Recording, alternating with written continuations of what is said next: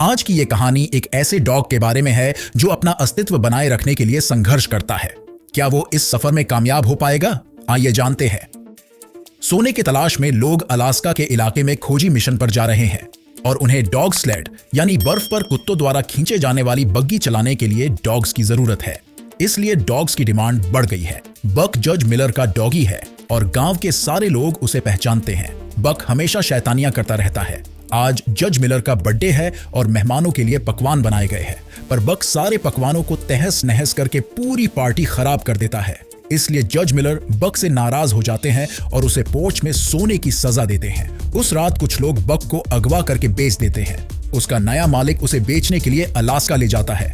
Alaska का सर्द मौसम और बर्फ उसके लिए नए है। अलास्का में बक की मुलाकात जॉन थॉर्नटन से होती है। एक दिन पेरोल नाम का एक पोस्टमैन बक को खरीदता है। पेरो अलास्का में फ्रांसवाज के साथ अपनी डॉग स्लेड से मेल डिलीवरी का काम करता है। पेरोल के पास पहले ही कुछ डॉग्स हैं। इन डॉग्स का लीडर है स्पिट्स। स्पिट्स बाकी डॉग्स को हमेशा परेशान करता है। शुरू के कुछ दिन बक को स्लेड खींचने में बहुत दिक्कत होती है, लेकिन वो धीरे धीरे सीख जाता है। एक दिन पेरो और फ्रांसवाज बर्फ से जमी नदी पार कर रहे थे।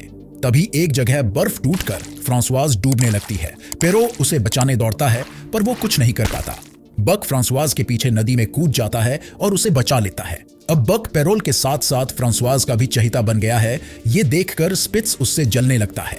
एक रात स्पिट्स बक पर हमला करता है और बक को जख्मी करता है, मगर बाकी डॉग्स बक का साथ देते हैं और बक स्पिट्स को हरा देता है। स्पिट्स अब स्लेड छोड़कर चला जाता है। दूसरे दिन बक स्पिट्स की जगह जाकर खड़ा रहता है, पर पेरोल को लगता है बक स्लेड को लीड नहीं कर सकता।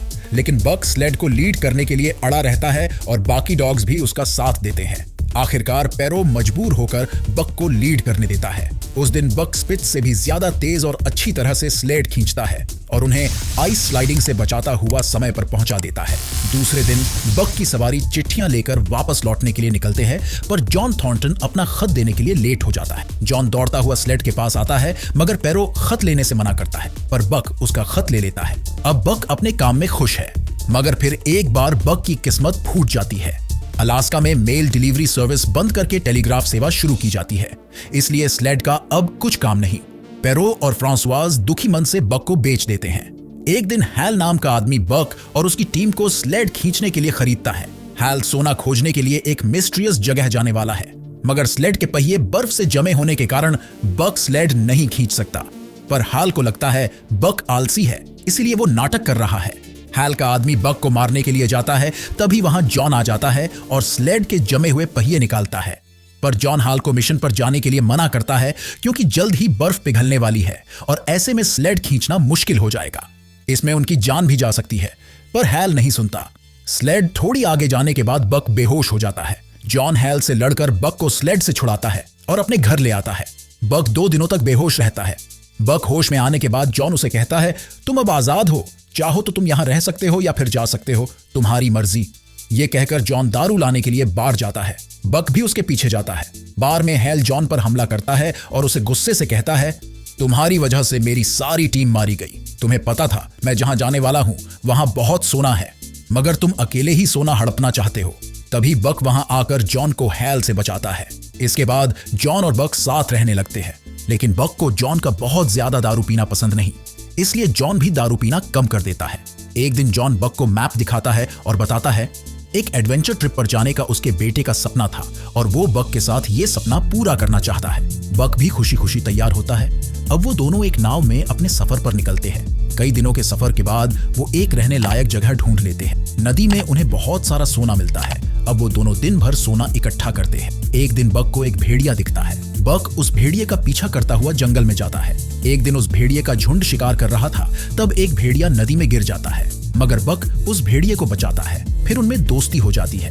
बक रोज दिन भर भेड़ियों के झुंड के साथ और रात में जॉन के साथ रहता है। अब बक शिकार करके जॉन का भी पेट भरने लगा था। बक की जिंदगी बहुत अच्छे से कट रही थी। एक दिन जॉन वापस जाने की बात करता है, मगर जॉन को पता है बक ने अपनी नई फैमिली ढूंढ ली है, इसलिए वो बक को वहीं रहने को कहता है। बक अब अपनी नई दोस्त के साथ जॉन से विदा लेकर जंगल में चला जाता है।